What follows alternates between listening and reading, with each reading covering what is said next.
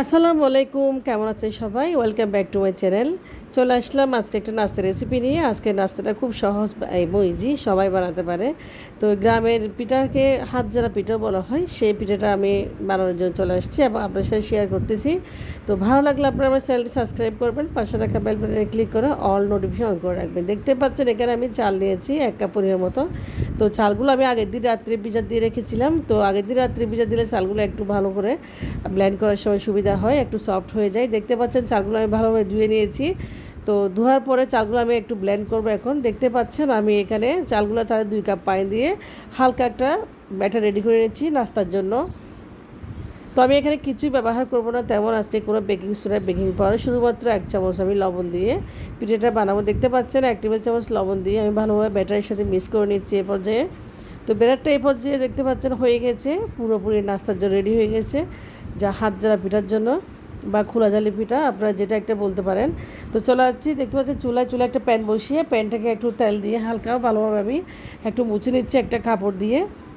এরপর যে দেখতে পাচ্ছেন হাত দিয়ে উপর থেকে ছড়িয়ে ছিটিয়ে আমি ব্যাটারটা দিয়ে দিচ্ছি। তো এভাবে একটা একটা করে পিঠা আমি বানিয়ে নেব খুব সুন্দর করে। এটাকে হাত দিয়ে ঝেড়ে ঝেড়ে দিতে হয়, তাই এটাকে হাত ঝাড়া পিঠাও বলে। ছোটোবেলায় আমার নানির হাতের এই পিঠাটা অনেক খেয়েছি। তো এরপর যে দেখতে পাচ্ছেন আমি ঢাকনা দিয়ে ডেকে দিচ্ছি। তো 1 মিনিট ঢাকনা দিয়ে ডাকলে হয়। দেখতে পাচ্ছেন উপর থেকে পিঠাটা একটু ড্রাই হয়ে আসছে, তার মানে বোঝা যাচ্ছে পিঠাটা অলরেডি হয়ে গেছে। এরপর যে পিঠাটা আমি দেখতে পাচ্ছেন 2 ভাঁজ করে আমি ভাঁজ করে চুলা থেকে নামিয়ে নেব।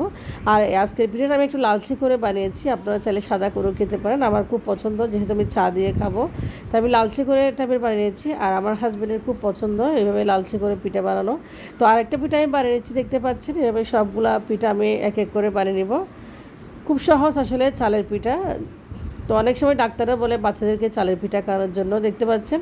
তো ওইভাবে আপনারা বাচ্চাদেরকেও দিতে পারেন, বাচ্চারা খুব পছন্দ করবে এই চালের পিঠাটা। তো চাইলে আপনারা এই পিঠাটা মাংস, ঝোল বা ভাজি যে কোনো কিছু দিয়ে খেতে পারেন। দেখতে পাচ্ছেন আরেকটা পিঠা হয়ে গেছে। তো সবগুলো পিঠা আমি বানিয়ে নিয়েছি, এরপর যে দেখতে পাচ্ছেন এক এক করে। এখন আমি একটা প্লেটে পিঠাগুলো সার্ভ করতেছি। তো পিঠাগুলো অলরেডি হয়ে গেছে, খুব সুন্দর একটা কালার আসছে উপর থেকে পিঠাগুলো, দেখতে পাচ্ছেন। তো এখন আমরা যেহেতু চা দিয়ে খাবো, পরিবেশন করব, প্লেটে নিয়ে আপনাদেরকে দেখাচ্ছি। তো আপনারা চাইলে ঝটপট এই পিঠাটা বানাতে পারেন, খেতে খুবই মজা পিঠাটা আসলে। তো এটাকে খোলা জালি পিঠাও বলা হয়। তো আমি এখন চা দিয়ে খাচ্ছি, আপনারা দেখতে পাচ্ছেন। তো বিশেষ করে চা দিয়ে খেলে আসলে পিঠাটা খুব ভালো লাগে। তো আপনারা ভালো থাকবেন, আমার জন্য দোয়া করবেন। আল্লাহ হাফেজ, আসসালামু আলাইকুম।